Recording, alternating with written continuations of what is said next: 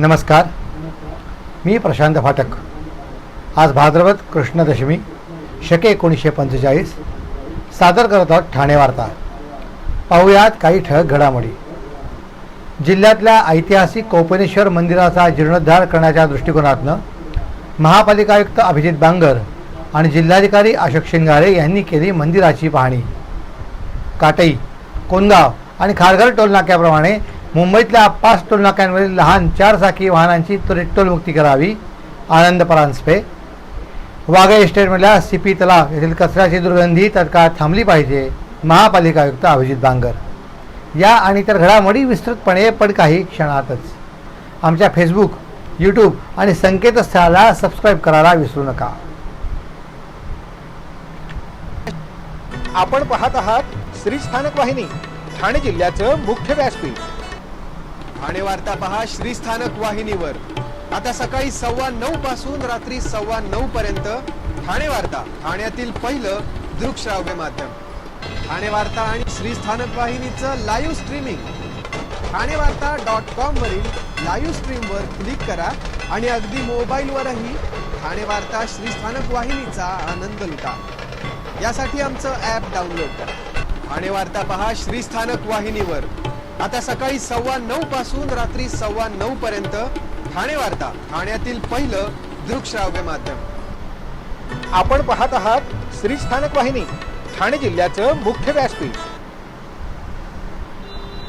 जिल्ह्यातल्या ऐतिहासिक अशा कोपेनेश्वर मंदिराचा जीर्णोद्धार करण्याच्या दृष्टिकोनातून महापालिका आयुक्त अभिजित बांगर आणि ठाणे जिल्हाधिकारी अशोक शिंगारे यांनी मंदिराची पाहणी केली। मंदिराच्या जीर्णोद्धाराची प्रक्रिया, मंदिराचे स्ट्रक्चर ऑडिट तसेच माती परीक्षण यांच्या माध्यमातून केली जाईल। त्याची जबाबदारी महापालिकेच्या माध्यमातून पूर्ण केली जाईल असे या बैठकीत आयुक्त अभिजित बांगर यांनी नमूद केले। श्री कोपेनेश्वर मंदिरात महाराष्ट्रातल्या सर्वात मोठ्या आकाराचे 4 फूट 3 इंच उंचीचे आणि 12 फुटी घेर असलेले शिवलिंग आहे। ठाणेकरांची ग्रामदेवता असलेले कोपेनेश्वर मंदिर शिलाहार राजांच्या राजवटीच्या काळामध्ये इसवी सन 810 ते 1240च्या दरम्यान बांधले गेले। 1879 मध्ये वर्गणी गोळा करून मंदिराचा पुन्हा जीर्णोद्धार करण्यात आला। त्यानंतर 1996 मध्ये सभामंडपाचाही जीर्णोद्धार करण्यात आला। मंदिराच्या आवारात विविध देवदेवतांची मंदिरे आहेत। या मंदिर परिसरात भाजी मंडई आणि ठाण्याची मुख्य बाजारपेठ आहे। त्यामुळे हा परिसर दाटीवाटीचा आणि गर्दीचा आहे।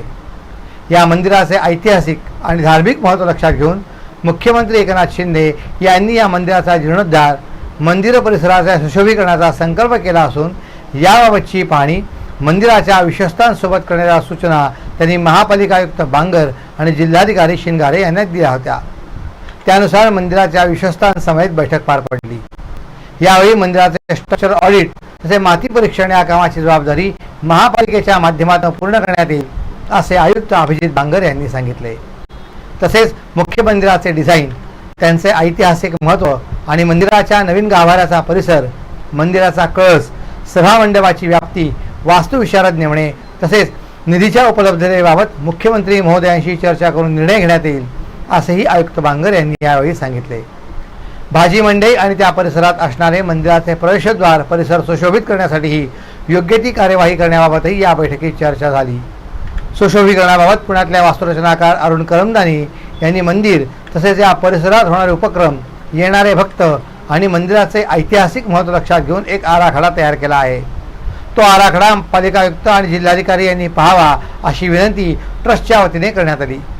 ती विनंती मान्य करून हा आराखडा पाहून आणि सदर वास्तुरचनाकारांशी चर्चा करू अशी ग्वाही आयुक्तांनी दिली। मंदिराचे स्ट्रक्चर ऑडिट झाल्यानंतर ही वास्तू दुरुस्त करायची की पूर्ण मंदिराचा नव्याने जीर्णोद्धार करावा हे स्पष्ट होईल। तसेच माती परीक्षण केल्यानंतर खडक किती अंतरावर आहे, पाणी किती खोलीवर आहे हे कळेल। त्यामुळे या दोन्ही गोष्टी त्यानंतर स्पष्ट होतील। तसेच जर मंदिराचा पूर्ण जीर्णोद्धार करायचा झाल्यास ऐतिहासिक वास्तू आणि त्या काळात करण्यात आलेले दगडी बांधकाम याचा विचार करूनच बांधकाम करावे लागेल।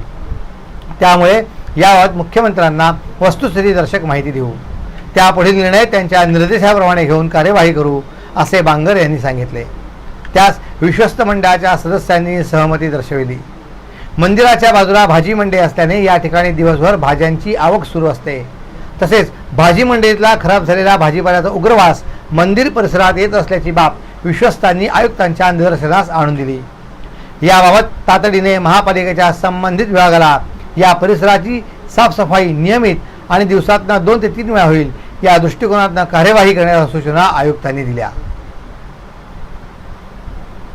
एकापेक्षा एक बहारदार नृत्याविष्कार, मराठी हिंदी गाण्यांची रेलचेल, नाटिका असे विविध कार्यक्रम कर्मचाऱ्यांनी सादर करून ठाणे महानगरपालिकेचा 41वा वर्धापन दिन मोठ्या उत्साहात साजरा केला.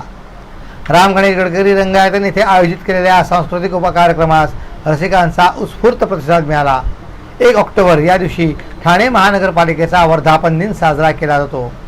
या दिवशी ध्वजारोहण करण्यात आले, परंतु कर्मचाऱ्यांचा सांस्कृतिक कार्यक्रम हा 6 ऑक्टोबर रोजी करण्यात आला.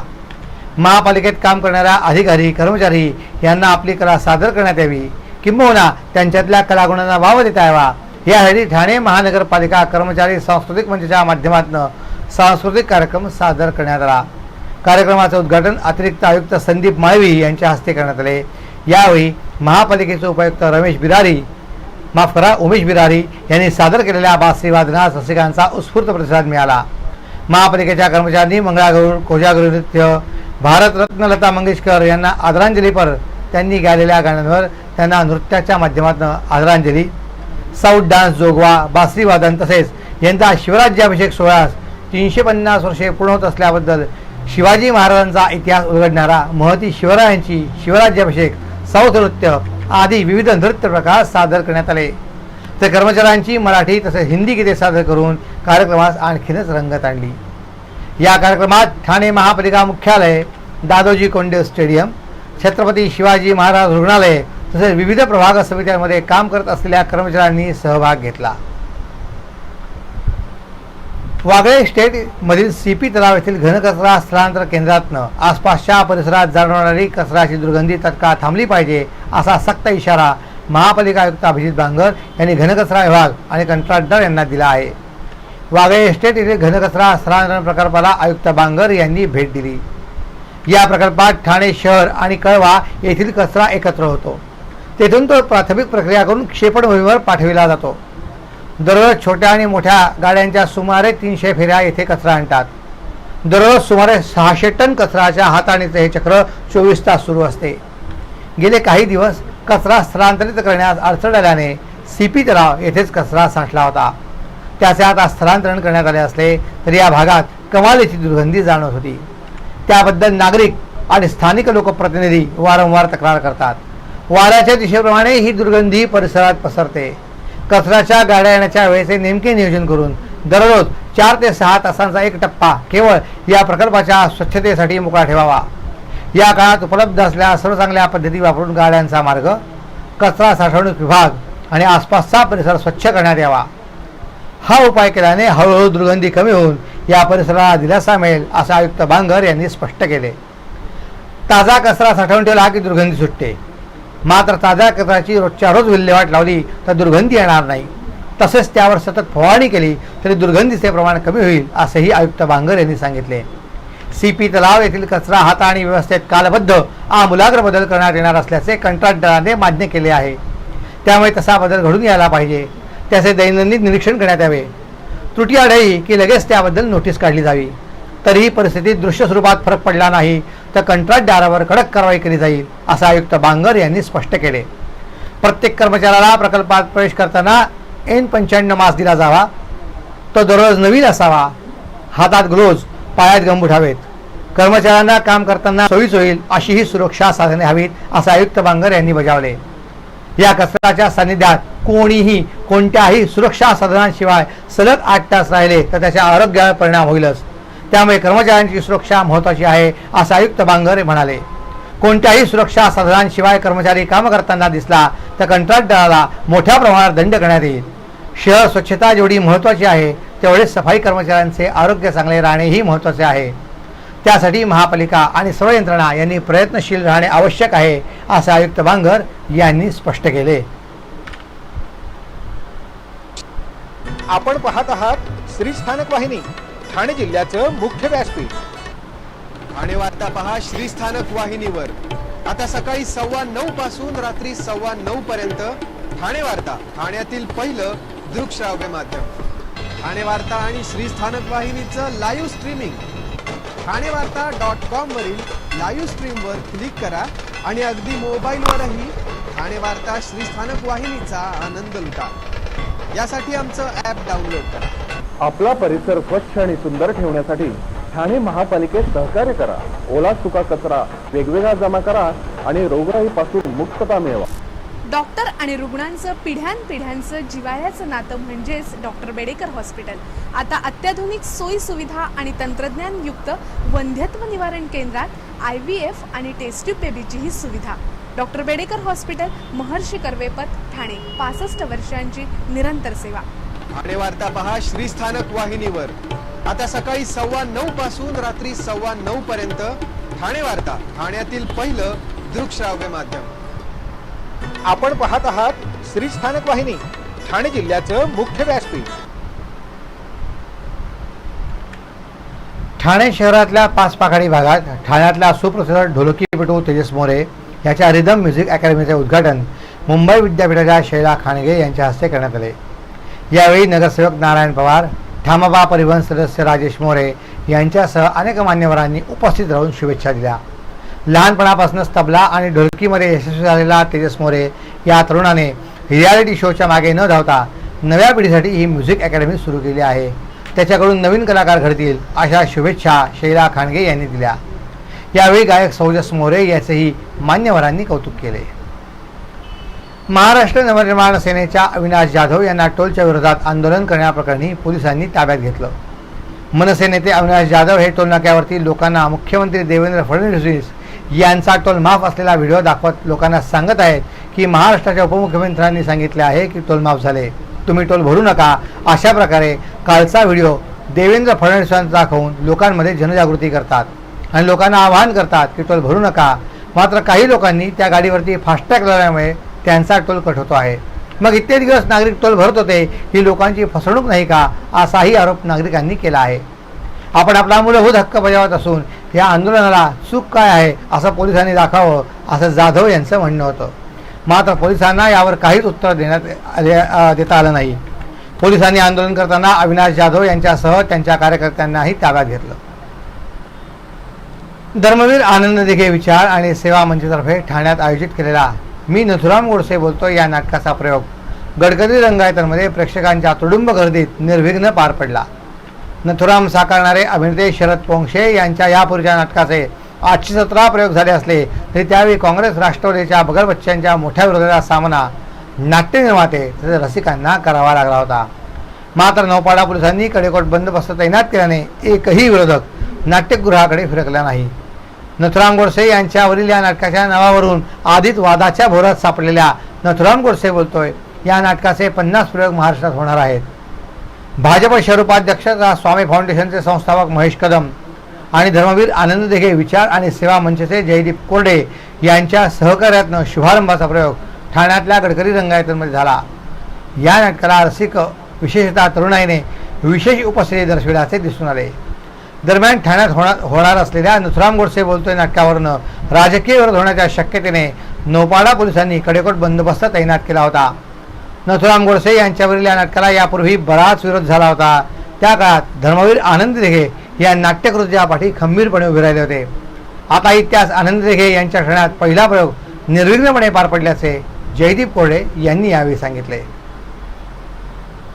काटई, कोनगाव आणि खारघर टोलनाक्याप्रमाणे मुंबईतल्या 5 टोलनाक्यांवरचा लहान 4 चाकी वाहनांचा त्वरित टोलमुक्ती करून महायुती सरकारने ठाणेकर जनतेला दिलासा द्यावा अशी मागणी मुख्यमंत्री एकनाथ शिंदे यांच्याकडे राष्ट्रवादी काँग्रेसचे महाराष्ट्र प्रवक्ते, पालघर आणि ठाणे समन्वयक, ठाणे जिल्हाध्यक्ष आनंद परांजपे यांनी केली आहे. ठाणेकरांना नाहक टोलचा भोडंद बसतो, त्यामुळे MH04ची ठाण्यातली जी वाहने आहेत त्या गाड्यांची टोलमुक्ती करून ठाणेकर जनतेला त्वरित दिलासा द्यावा. संपूर्ण टोलमुक्तीसाठी MSRDAचे प्रमुख म्हणून मुख्यमंत्री एकनाथ शिंदे, उपमुख्यमंत्री अजितदादा पवार, उपमुख्यमंत्री देवेंद्रजी फडणवीस, मुख्य सचिव, MSRDAचे अधिकारी, टोल कॉन्ट्रॅक्टर यांनी एकत्र बसून टोल प्रश्नावर धोरण ठरवावे आणि मुंबईतला दहिसर, ऐरोली, वाशी, आनंदनगर, LBS म्हणून या 5 एंट्री पॉईंट टोलनाक्यांवरच्या टोल प्रश्नांवर मार्ग काढून जनतेला महायुती सरकारने दिलासा द्यावा अशी ठाणे राष्ट्रवादी काँग्रेसची मागणी असल्याचे आनंद परांजपे यांनी यावेळी सांगितले. मी त्याही वेळेस अविनाश जाधव यांना विनंती केली होती की राजसाहेबांच्या नेतृत्वाखाली शिष्टमंडळ जर मुख्यमंत्र्यांना भेटले तर याच्यातून काहीतरी तोडगा निघू शकतो. 2010 पासून ते 2026 पर्यंत टोलचा करार MEPL बरोबर आहे. दर 3 वर्षांनी 1 ऑक्टोबरला 5 रुपये टोल मागे वाढवले जातात. मागच्या वेळी 1 ऑक्टोबर 2020ला 5 रुपये टोल मागे वाढवले गेले होते. 2010 पासून टोल वाढीची ही प्रक्रिया सुरू आहे. यातून जर खऱ्या अर्थाने काही मार्ग काढायचा असेल, जनतेला टोलमुक्त करायचं असेल तर MSRDAचे खाते मुख्यमंत्र्यांकडे असल्याने मुख्यमंत्र्यांना जर बाळासाहेब भेटले तर काही मार्ग निघू शकेल, हीच राष्ट्रवादीची भूमिका आहे असे आनंद परांजपे यांनी स्पष्ट केले. टोल संदर्भात मुख्यमंत्र्यांशी भेट घेऊन पुढील दिशा ठरवणार असं प्रतिपादन महाराष्ट्र नवनिर्माण सेनेच्या राज ठाकरे यांनी केलं. राज ठाकरेंनी ठाण्यातून अविनाश जाधवांना उपोषण मागे घ्यायला लावलं. त्यानंतर ते पत्रकारांशी बोलत होते. ठाण्यात 5ही टोलनाके यांची दरवाढ झाली की त्याकरता अविनाश जाधव उपोषणाला बसले होते. मी काल अविनाशला फोन करून म्हणालो की उपोषण आपले काम नाही. गेल्या अनेक वर्ष मनसेने आंदोलने केली, 65 टोलनाके बंद केले. सेना भाजपाचा जाहीरनामा टोलमुक्त महाराष्ट्र करू म्हणून 2014 ते 2019 होता, पण कोणी प्रश्न विचारला नाही. पण मला प्रश्न विचारले जातात, त्याचा रिझल्ट दिसत नाही. वाहन प्रकारचे दर दुचाकी ते रिक्षा टोल नाही. 12 प्रवासी क्षमता, 40 ते 45 मिनी बस, 20 प्रवासी क्षमता. मग यात गाड्या येतात कुठे? शहरातले खड्डे इतर कर भरतात, रस्ते कर भरतात. मुख्यमंत्री यांनी पिटिशन का मागे घेतले? निवडणुकीत थापा मारणाऱ्या लोकांना जनता का मत देते? जे खोटं बोलतात त्यांना मतदान करतात. त्यांच्या विरोधातच मतदान झाले नाही तर समजणार कसं यांना टोल हवा की नको? 2-4 दिवसामध्ये उपमुख्यमंत्र्यांची भेट होईल, त्यानंतरच सांगू शकेल की यावर काय झाले. काल मुख्यमंत्री यांचे अधिकाऱ्यांशी बोलणे झाले, तेही ठाण्यात आहेत. त्यांनाही हे परवडणारे नाही. निवडणुका आता जवळ आल्या आहेत. निवडणुकीच्या वेळी, मतदानाच्या वेळी हे सगळे मुद्दे जनतेच्या डोक्यात नसतात. मुंबई गोवा रस्ता होणार पण नाही. अनेकांच्या जमिनी आहेत, रॅकेट आहेत. चांगले रस्ते केले तर कामे निघणार नाही असा विश्वासही राज ठाकरे यांनी यावेळी व्यक्त केला. सर्व नागरिकांना आवाहन करण्यात येत आहे की सध्या डासांमार्फत पसरणाऱ्या डेंग्यू या आजाराचा प्रसार रोखण्यासाठी प्रत्येकाने पुढील प्रमाणे कार्यवाही करावी. डेंग्यू आजार एडिस इजिप्ती हा डास चावल्याने होतो. या डासांची पैदास साचलेल्या किंवा साचवलेल्या स्वच्छ पाण्यामध्ये होते. 8 दिवसांपेक्षा जास्त दिवस पाणी उघडे व साचून राहिल्यास त्यात डास अंडी घालतात. अंड्यांच्या अळ्या तयार होऊन पुढे डास तयार होतात. यासाठी आपल्या घरातील पाणी साठे, उदाहरणार्थ बॅरल्स, पिंपे, टाक्या, हौद, रांजणे इत्यादी दर आठवड्याला रिकामे करून घासून पुसून कोरडे करून पुन्हा भरावे. 1 दिवस कोरडा दिवस म्हणून पाळावा. पाणी साठ्यांना घट्ट झाकणे बसवावीत किंवा जुनी साडी, चादर, धोतर यांनी बांधून झाकून ठेवावीत, म्हणजे डास त्यात जाऊन अंडी घालणार नाहीत. घराच्या गच्चीवर, आजूबाजूला, अंगणात कोठेही पाणी साचू देऊ नये. भंगार सामान उघड्यावर टाकू नये. उदाहरणार्थ टायर्स, प्लास्टिक सामान, कुंड्या, टाकाऊ वस्तू इत्यादी. अशा सामानात पावसाचे पाणी साठून त्यात डेंग्यूच्या डासांची पैदास होते. घरातील कूलर्स, फ्रीजच्या पाठीमागील ट्रे हे देखील वेळोवेळी कोरडे करावेत. लक्षात ठेवा, नुसत्या फवारणीने डास घनता कमी होत नाही, तर त्यासाठी डास पैदास ठिकाणे नष्ट करणे ही आपल्या सर्वांची जबाबदारी आहे. कोणताही ताप अंगावर न काढता जवळच्या शासकीय रुग्णालयात मोफत औषधोपचार घ्या. अशा प्रकारे नागरिकांनी सहकार्य केल्यास डेंग्यूचा प्रसार रोखणे सहज शक्य आहे. आपण आपले कार्यक्रम अथवा बातम्या आम्हाला ठाणेवार्ता@gmail.com या आमच्या ईमेलवर कळवू शकता. ठळक घडामोडी शेवटी पुन्हा एकदा. जिल्ह्यातल्या ऐतिहासिक कोपेनेश्वर मंदिराचा जीर्णोद्धार करण्याच्या दृष्टिकोनातून महापालिका आयुक्त अभिजित बांगर आणि जिल्हाधिकारी अशोक शिंगारे यांनी केली मंदिराची पाहणी. काटई, कोणगाव आणि खारघर टोलनाक्याप्रमाणे मुंबईतील 5 टोलनाक्यांवरच्या लहान 4 चाकी वाहनांची त्वरित टोलमुक्ती करावी. आनंद परांजपे. आणि वाघळे स्टेटमधला CP तलाव येथील कचऱ्याची दुर्गंधी तत्काळ थांबली पाहिजे. महापालिका आयुक्त अभिजित बांगर. यावर ठाणे वार्ता. आपली एखादी बातमी बघायची राहून गेल्यास आपण आमच्या ठाणेवार्ता.in या संकेतस्थळाला किंवा फेसबुक पेज तसंच यूट्यूब चॅनलला अवश्य भेट द्या.